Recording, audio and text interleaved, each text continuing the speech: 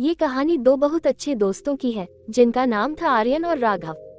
दोनों एक छोटे से गांव में रहते थे और बचपन से ही साथ बड़े हुए थे। उनकी दोस्ती इतनी गहरी थी कि उनके बारे में कोई भी सोचता तो उसे यही लगता था कि ये दोनों भाई हैं। उनकी जिंदगियां एक दूसरे से जुड़ी हुई थी और वे हमेशा एक दूसरे के साथ रहते हुए कठिनाइयों का सामना करते थे। आर्यन और राघव का परिचय। आर्यन एक शांत, समझदार और किताबों में रुचि रखने वाला लड़का था। वह हमेशा पढ़ाई में अव्वल रहता था, लेकिन खेलों में उतना अच्छा नहीं था। राघव इसके ठीक उलट था। वह बहुत ही उत्साही और शारीरिक रूप से मजबूत था। खेलों में उसे महारत थी, लेकिन पढ़ाई में वह आर्यन जितना ध्यान नहीं देता था। हालांकि दोनों में एक अजीब सा संतुलन था, जिससे उनकी दोस्ती और भी खास बन गई थी। गांव में उनकी दोस्ती का चर्च था। दोनों हर समय एक दूसरे के साथ रहते थे, चाहे वह स्कूल हो या गांव के मेले। एक दिन गांव में एक बड़ा मेला था। पूरे गांव में हलचल मच गई थी। सभी बच्चे और बड़े मेले में जाने के लिए तैयार हो रहे थे।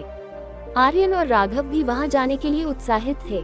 मेला में जाने का उनका सबसे पसंदीदा हिस्सा था झूला झूलना और उस पर झूलते हुए एक दूसरे से अपनी बातें करना। लेकिन जैसे ही वे मेले में पहुंचे, वे देख सकते थे कि वहां पर एक अलग सी स्थिति थी।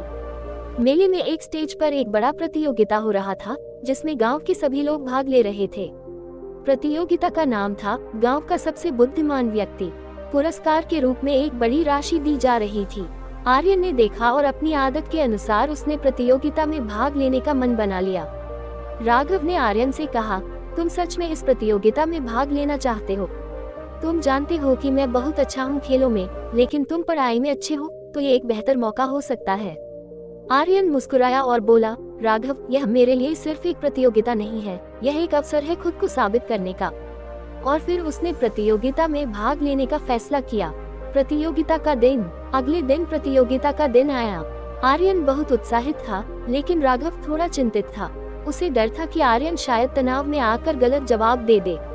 लेकिन आर्यन ने कहा, मैं ठीक हूँ राघव, तुम मेरे साथ हो, यही काफी है। प्रतियोगिता की शुरुआत हुई और आर्यन ने पहले ही सवालों का सही जवाब दिया।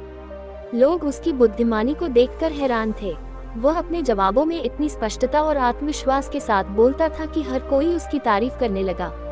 राघव भी पास खड़ा होकर उसकी सफलता में खुश था। प्रतियोगिता में आर्यन ने सबसे पहले अपनी जगह बनाई और अंत में वह प्रतियोगिता जीत गया। राघव ने उसकी पीठ थपथपाई और कहा, तुमने साबित कर दिया कि तुम सिर्फ किताबों के लड़के नहीं हो, तुम कुछ भी कर सकते हो।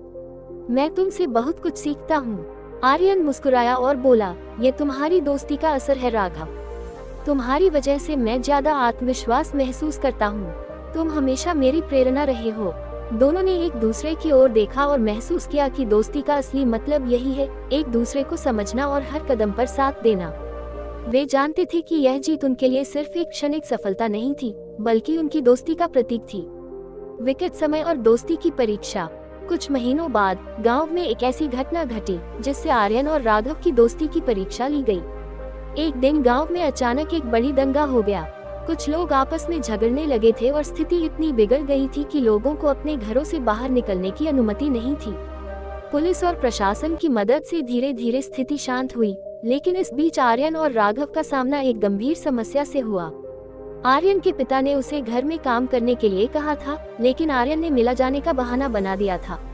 दूसरी ओर राघव के पिता चाहते थे कि वह घर में काम में मदद करे, लेकिन राघव ने यह फैसला लिया कि वह आर्यन के साथ जाएगा। इस पर दोनों के बीच थोड़ी बहस हुई। आर्यन ने राघव से कहा, तुम्हारे पिता के आदेश का पालन करना जरूरी है, मुझे लगता है कि हम इस समय घर में मदद करेंगे।